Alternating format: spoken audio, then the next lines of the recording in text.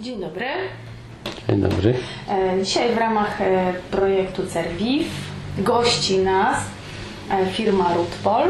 Będziemy rozmawiać z panem Józefem Rutyną. Jak państwo wysłuchają, nazwisko zobowiązuje.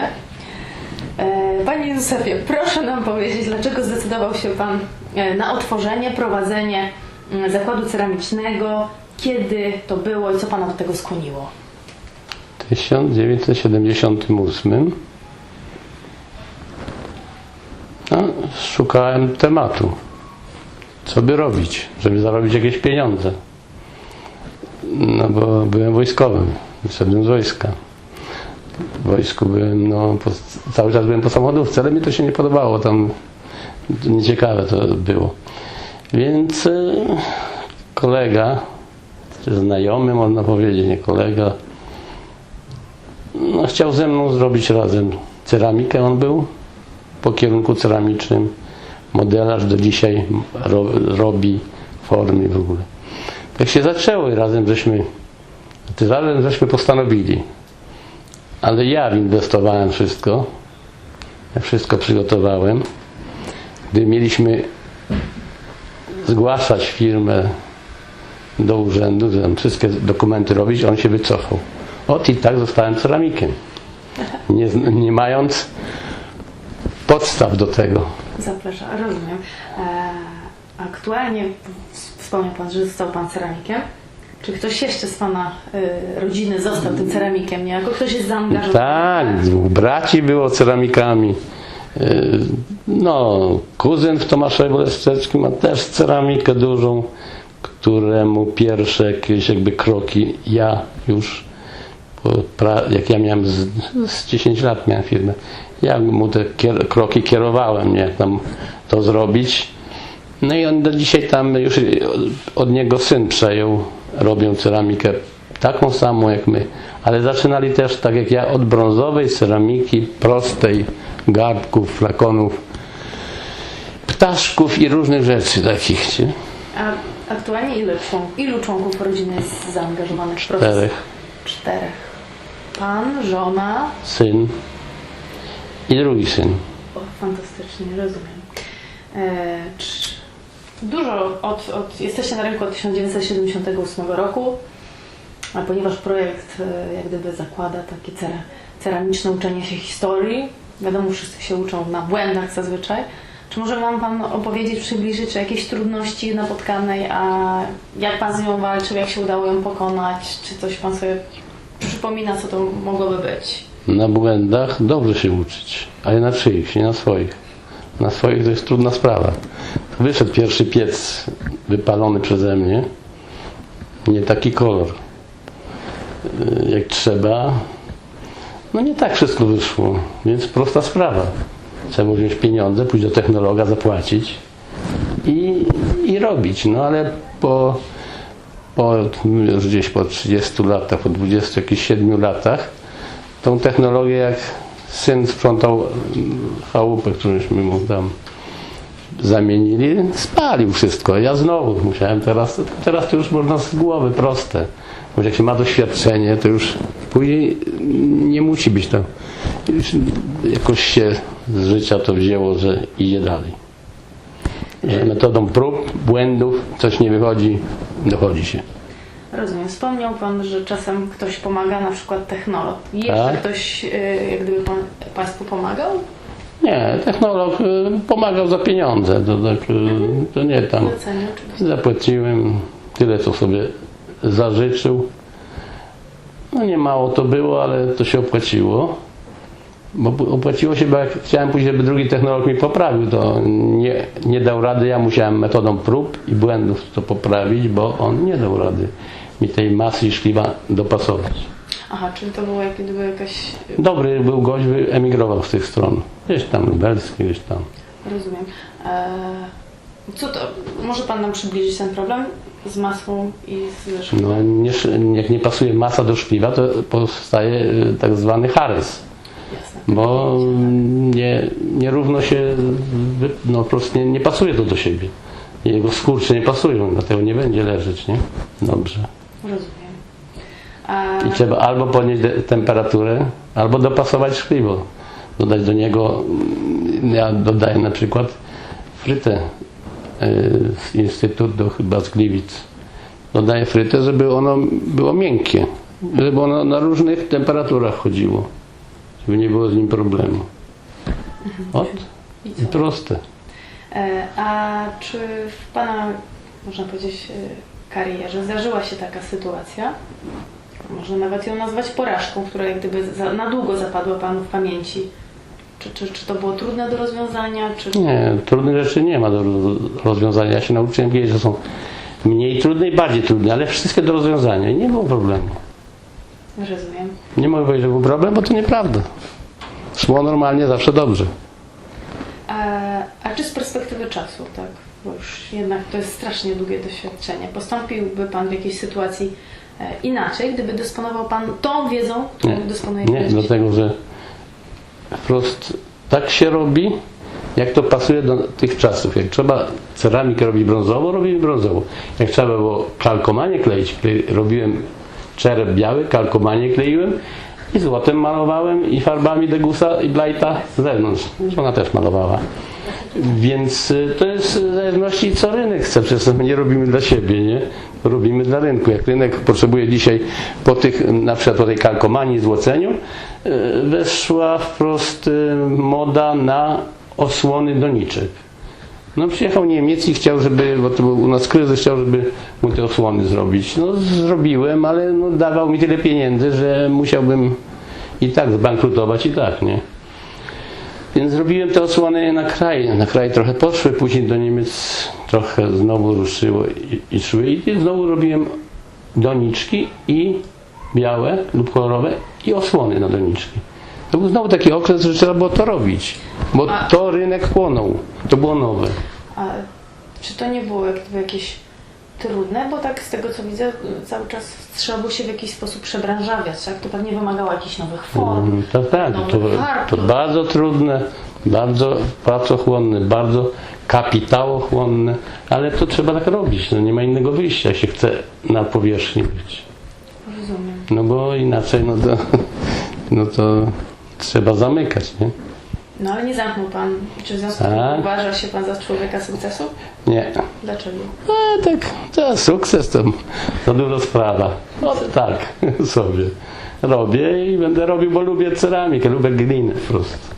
Bo glina jak się przyczepi do kogoś, to nie chce się odczepić. A czy firma posiada jakieś mity, legendy, opowiadania, nie wiem, związane zdjęcia, przedmioty, nie wiem, dotyczące prowadzenia działalności, przekazywane, nie wiem, bo nie z pokolenia na pokolenie, bo Pan jest pierwszy. Wiesz, Tak. i nie ma żadnych mitów, ani za ciekawych rzeczy, tylko praca.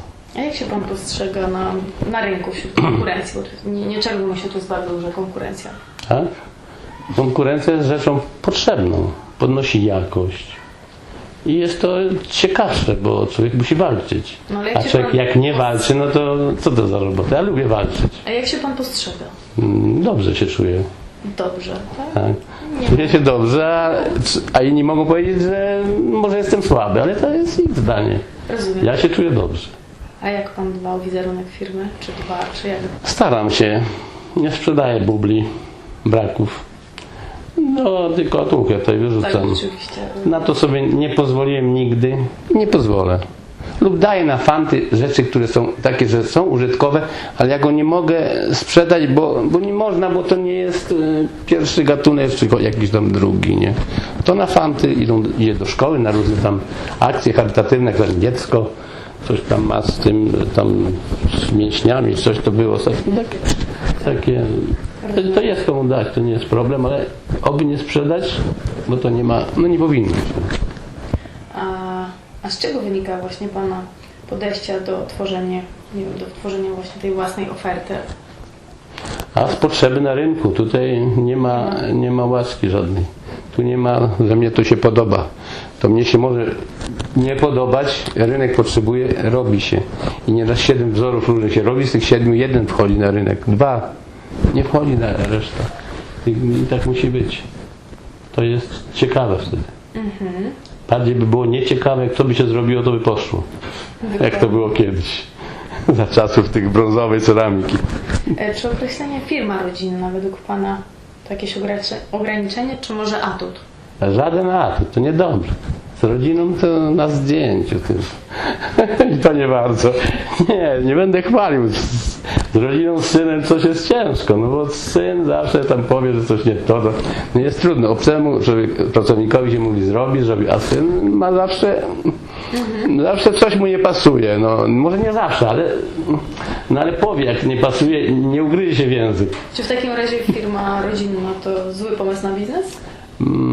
To znaczy się i dobry, żeby syn na przykład czy córka nie poszli gdzieś, czy rodzina jak nie ma pracy, żeby mieli problemy, no to jest dobry. Trzeba, żeby pracowali. Drugi syn w urzędzie pracuje i też jutro go nie trzeba, to go zatrudnię, bo mu znajdę miejsce, nie przy tej glinie, tylko przy komputerze i jakiejś reklamie, czy jakimś zbycie, czy coś możemy wtedy rozwinąć bardziej, nie? Co dzisiaj się mi nie chce rozwijać, bo nie ma po co, bo starczy mi na życie, to po co więcej. Wtedy w tej chwili też nam pomaga. Pomaga, jak najbardziej, bo w sprawach takich tych informatycznych. To on wszystko, ja tam odsyłam każdego do niego, bo ja się na tym nie znam. Oczywiście. Jakie umiejętności Pana zdaniem zapewniają sukces w tym biznesie trudnym, jak słyszymy? Umiejętności? No muszą być wszechstronne, nie mogą być jakieś ukierunkowane. Trzeba wszystko robić, o wszystkim myśleć i nieraz w nocy nie spać, tylko myśleć, jak to jutro, bo tam coś nie zachodziło zrobić. I przychodzić rano i robimy, albo jeszcze 2 dni znowu nie idzie coś. Trzeba myśleć, no i Trzeba myśleć. A jest o czym myśleć. I jest taka branża, że naprawdę jest co myśleć i wymyślać. Czyli tak myślicie, to też myślicie o planach na przyszłość? Kto się opracowuje? Czy... Nie, plany na przyszłość są już wytyczone, to co teraz. Ceramika stołowa do użytku i to wszystko, i tylko rodzaje i jakość. Jakość, jeszcze raz jakość. Nie jakość, tylko jakość. Jakoś to będzie oczywiście. Jakość, nie, jakość. Bo mi syn ostatnio mówił, jakość to nie ma, jakość nie będzie, jakość musi być. Według Pana jacy pracownicy są niezbędni, by zapewnić przedsiębiorstwo sukces? Dobrze. Ci, co chcą pracować. Ci, co chcą pracować. Muszą chcieć pracować, tylko chcieć. Bo jak chce pracować, to nikt mi nie powie, że konia się nauczy liczyć, tam cyrku uczą. Jak człowieka się nie nauczy się, bo musi chcieć. Bo jak nie chce, to się z niego nic nie zrobi. No żeby naprawdę, ja miałem takie sytuacje, że ktoś nie chciał, to nie chciał. No. Oczywiście. To się daje spokój, no nie męczy się człowieka, bo po co? Najważniejsze, no w zasadzie wiek emerytalny osiągnięty. A ja o tym wieku nie lubię wspominać, bo ja tam tą Zoską gdzieś wyrzuciłem, bo ja staram się myśleć, że jestem w produkcyjnym wieku normalnym. Ja tutaj nie przyjmuję. No myślę. Ale czy firma zostanie przekazana następcy? Może. Może, tak? Może. To nie jest jeszcze pewne. Pewne w życiu nic nie jest. Nic nie jest nic nie jest pewne. W życiu nie wolno mówić, że na pewno. Albo nie, albo nigdy. Jak kiedyś mówiłem nigdy. Powiedziałem, nigdy nie będę robił rybek z jakiejś szmiry z Rosji przywieziona szklana i to większość robiła. Nie wszyscy, Boże, bo wszyscy nigdy nic nie robią. No powiedziałem, nigdy tego nie będę robił. No ale klient z Warszawy, z Bydgoszczy, przepraszam, Rutyna, przyjeżdża i mówi, no musisz to robić, bo zobacz, ja tam od sąsiada biorę cały samochód, a to ciebie te 4 dzbanki, mówi, bo tylko one mi schodzą, a te rybki, mówi, cały samochód. A ty mówi, zrobisz nie gorsze, przecież tylko lepsze zrobisz. No i to w brązie. No i zrobiłem. No i moje dziewczyny po nocach śniły się im te rybki, tyleśmy ich robili, tak dużo.